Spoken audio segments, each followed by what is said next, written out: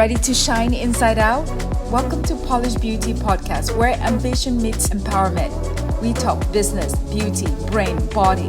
I am your host, Dr. Daisy Ayim, triple board certified cosmetic surgeon and OBGYN. Let's get polished.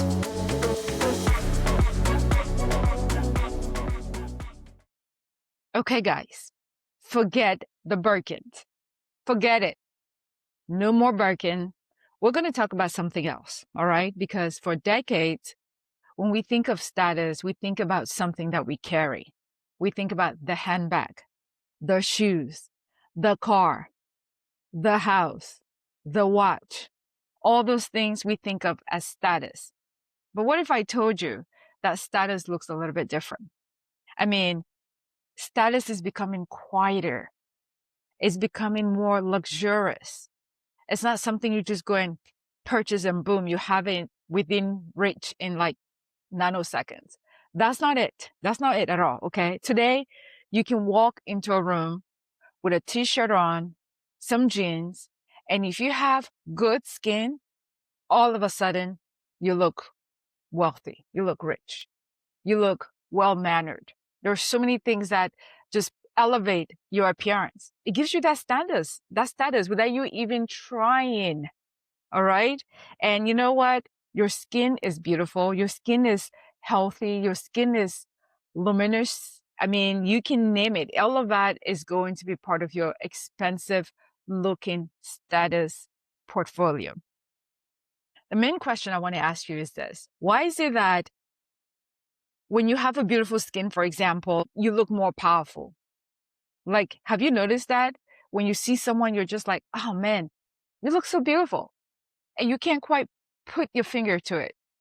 And usually it's the skin, it's the skin that's talking to you, because the beautiful skin is a symbol of wellness and status, as I mentioned. And you know what? There's a distinction. There's really a clear distinction. I'm not talking about perfect, poreless skin at all. That is not what this conversation is about. It literally is about a skin that is well taken care of and appropriate for the age. So we're not trying to look like 22-year-old face all the time. That's not even what I'm referring to. I'm just referring to a skin quality. And that quality comes with investment of your time and consistency. So yes, the new luxury isn't what you wear. It's basically how well you yourself wear yourself. Was that a tongue twister? No, let me repeat. Basically, it's how well you wear yourself. That's the new luxury. It's simple as that. Nothing fancy, nothing out of the ordinary, okay? The main idea is that with skin, we subconsciously think about quality of skin without realizing that that's what we're doing. Our brain is so brilliant in picking up those cues, and we speak on it without realizing that's what we're actually saying. What do I mean by that? There's been a lot of research and data that shows us something very fascinating, that when the skin is even colorization, or I should say when the skin has even color distribution, is always associated with health, youth, attractiveness. Whereas if a skin has good texture, it's more associated with age. Both of them are very fascinating concept, okay? And that's why sometimes when you look at somebody, you can be like, they look so good, and you don't really know what to put your finger on, but they look good. And a lot of time it's just the skin, as I mentioned. And when we talk about skin, there's several different things that we focus on. The tone, the pigmentation, the texture, hydration. I mean, drink your water is always a guide. The skin quality versus facial features. Those are two different things we're talking about here, right? We're not talking about features. We're just talking about the quality of the skin. And then, of course, great skin can be very elevating. All those things I just mentioned, they can absolutely elevate your how should I put, your appearance and your composure. So before you think of skin as honestly as a beauty statement, I don't want you to look at skin as that. Look at skin as information. What information is it trying to tell me? Very important, all right? Because there's a lot of research out there that answer that question for us without you thinking about it. Now, When I talk about skin being a quiet luxury, I sincerely have noticed this trend, and it really, I would not even call it a trend. I think it's us going back to what we've always known, which is the canvas. The skin is the canvas, and that canvas has to be taken care of. How are you taking care of your canvas? Okay. It's something that you can't be like, look at what I bought. Unlike a Birkin, you can go to a store right now and buy a Birkin, whether it's secondhand or through a personal shop or whatever means you get your Birkin. And you could be like, ta-da, look at this. I got my Birkin. That's not how it works with the skin. The skin takes years and time. That time is what you do is reflective on the skin. So you can't just go all of a sudden and buy a 15-year skin of good sunscreen and good skincare routine. You just can't. Now, if you put the time and consistent to it, you can have that and maintain it over time. Okay. So yes, the skin is a very luxurious, quiet movement that is going on right now. And I love to see it. Okay. In aesthetic world, we truly have moved past augmenting the lips, doing the lip flip or gigantic cheekbone or the jawline, all those things you still see. But I think and I feel and I have observed that everyone is really pushing for quality skin. Have that great skin before you do your makeup tutorial. I mean, I don't know about you guys. I see all those get ready with me makeup tutorial, and a lot of times, when you see their canvas, some of them are not starting at their best looking healthy skin, and they give us in-depth layering of makeup and other things that they do to look fantastic and beautiful, which I love to watch the transformation. But it would be very nice to see them spend that much time too on the skin canvas, the quality, because that's where the real jam is. That's where the zhuzh exists, the luxury exists, right? So when you think of skin quality, I want you to think of collagen. I want you to think of texture, tone, and subtle maintenance. You have to maintain your skin. It's not a one-stop shop. It's not quick fix and you're done. It's literally lifelong because that skin is going to stay with you. It's not going anywhere. And you have to continuously maintain it, continuously do what you're supposed to do to maintain it. Okay. You cannot buy a 15 years of sunscreen skin. I keep going back to that because you just can't. So you need to start now. And it's also important to know that a good skin doesn't necessarily prove that you're wealthy or healthy or disciplined, because there are other things that go into a good skin, right? Your genetics, your medication, your hormone, your aging, all those things says a lot. And that's why I say skin is information. It's not so much a beauty statement. It's an information. When I look at a canvas, a skin that's untouched without any makeup, it tells me so much about that skin. It gives me information. I'm not looking at the skin just as a beauty statement. I'm looking at it like, what information can I extract from there? And that's how you should be looking at skin too. What information can I extract from there? Okay. The new flex, honestly, is not necessarily what you can buy, because anybody can buy it, whether on credit or cash or borrowed money. Anyone can buy stuff, right? The new flex, in my opinion, is about what you can maintain consistently. That is a flex, okay? How well you maintain your skin for the next 20, 30, 40, 50 years. That is a flex, not the Birkin. So yes, lady, like I mentioned, forget the Birkins. It's not important. It truly is not important.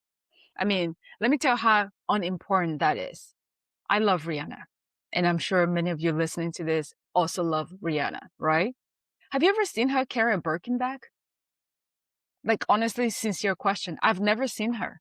But yet that's the most talked about, highly coveted handbag in the game. I mean, you have all these influencers traveling to Japan and China, across the world to buy a Birkin, which is cheaper than what you get here in the States. Why? And then you have the queen, the billionaire of all. She doesn't even own one.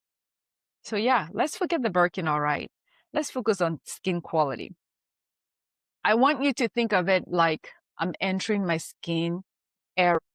This is the era where skin is glowing, skin is moisturized, skin is well maintained, and is given quality. All right. And in this era, there's some things that we're going to focus on. Okay. You can really have beautiful features, natural God-given features, and still have poor quality skin. What are the things that you need to know? Well, with the rise of social media, online presence, whether it's Snapchat, TikTok, 4K cameras, selfies, filters.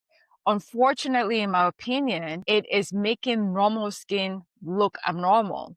Like, that's not what we should be doing here, okay? All these filters and all those things is masking what normal skin should look like. So you become kind of like confused, and it's creating all these creatures and characters and futures that's not even normal. We don't need that. All right. Pores are normal. I want you to hear that. Pores are normal. Lines are normal. I mean, come on, pigmentation is normal. And yeah, all those things are part of a living skin because the skin is a living tissue. So you're going to have all those things. The goal is to look great for your age with those things. So I think it's really good to understand that there's some things you can do to give yourself skin quality. Really simple. Very good. Daily sun protection. We all know that. Wear your SPF if you have it, if you have access to it. And I say that with an if because, again, across the globe, there's so many people that don't have access to sunscreen. And I don't want them listening to this message and feeling like, oh my God, I am going to have terrible skin because I do not have that. No, you work with what you have and where you are. If you have access to sunscreen, you should be wearing it. If you don't, there are other things you can do to still have great skin. Like, for example, nutrition. It goes without saying that what we eat and consume can manifest on our face. So eating as clean and organic as possible will give you good skin. And you can see that in those areas that don't have access to all the skincare products. I mean, they still have great and gorgeous skin. Why is that? Well, it's their nutrition, it's their diet, it's how they eat and live. So another things we can do just to help ourselves have good skin is retinoids when it's appropriate. Some people don't react well to retinoids. I'm one of them.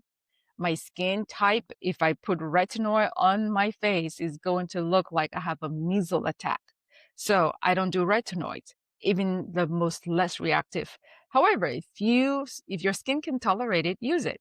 And then we have, of course, treating pigmentation. If you have pigmentation issue, you have your niacinamide, vitamin C, and lasers that can help with that. And then collagen preservation. How do you preserve that? Well, a lot of patients eat their supplements, they drink the supplements, they apply topical collagen.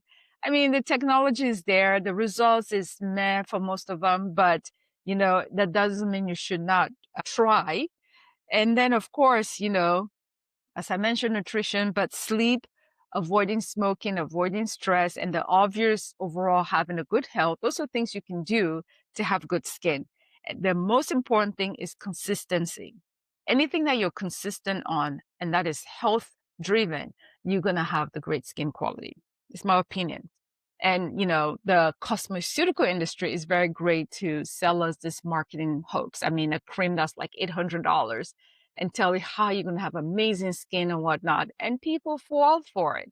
They buy it in the masses. I'm not saying that don't buy those things, but what I am saying is that the illusion and the fantasy that they tell you that it does to your skin doesn't really exist a lot of time. But I get it that the packaging and the scent and other things that makes you feel good about it exist, and that's why you buy it. Go for it, knock yourself out. But do not confuse something very simple. Luxury isn't having every treatment, okay? Luxury is knowing what actually you need. And if it's that $800 cream that you feel you need, go for it. Is it going to work? That's a whole different question. All right. Now, as we age, we have to think about our skin. Our skin quality changes as we age. And the goal is not to look younger. Nobody wants to look younger. You want to look your age at 55. You want to look your age at 65. But you want to have great skin quality, So is the goal to get rid of every wrinkle and every fold and every laxity? Probably not. And that should not be your goal. Your goal should be let me do the best I can to give good base to my skin right now. So avoiding sun exposure, taking your hormones if you need to be on HRT. If you don't want to, that's fine. I'm not going to argue with that. Taking your supplements, just understanding that the 50-year-old skin and the 60 and the 80-year-old skin is just going to look different, and it's going to be very age appropriate. The more you accept that, the easier it is to navigate and go forward. So the important thing in that time frame is to ask yourself, how can I have an exceptional skin at my age, if you're 55 plus or whatever? And that's a completely different philosophy than when you're younger, like 22, and you're trying to have great skin. Completely different, okay? And this is where I want you to understand some things. You're going to have some skin condition, and it doesn't mean that your skin quality is a failure. Like, you have some patients that just have acne, they're acne prone. This isn't a failure. This is a medical condition that can be treated. Melasma, wrinkles, all those things are not a sign of failure. It's just an indication or an information that says your skin could benefit from certain treatment and give you some great results, okay? As I'm trying to conclude here, it's good to understand that we cannot replace the impossible standard of being forever thin with the impossible standard of being poreless. Like, we cannot trade one bad standard for another bad standard. No way. That's not what we should be doing. The standard, in my opinion, is to have quality for where you are in your age bracket. That's my standard. And I dare you to have that same standard as well. Now, no one should be trying to look 25. Everybody should be feeling beautiful where they are, with your gray hair and whatever it is. It's okay. All right? I just want you to understand that skin quality, skin luxury is the ultimate luxury, is the ultimate flex, because it shows that you've put in the time, you've put in the work, you're being consistent, and that is a flex that you can actually have with you. So forget the Birkins. You heard me. Forget the Birkins. Okay? A handbag tells you what someone bought. That's all it's telling me, that you bought a handbag. That's what a Birkin does. You know what a skin does, though? A skin suggests how someone lives. It tells me how you're living. It tells me how exceptional you're living. That's what a skin tells me. And that is a flex. Okay? And this is not about, honestly, just about perfection. This is not about you not having a pores or you not looking your age. No, it's just seeing how you live and how you prioritize your skin and quality. The important thing is to keep this very comprehensive and holistic, that, being healthy is intentional and you have to maintain your healthiness. And all of that unmistakably is yours. And that is the luxury. I hope you enjoyed this episode and thank you for listening. Video recording of this episode will be featured on our YouTube channel, Dr. Daisy Ayim. We are also found on Instagram at Polish Beauty Podcast or at Dr. Daisy Ayim. Remember, new episodes drop every Wednesday, so stay tuned. Please like, share, follow.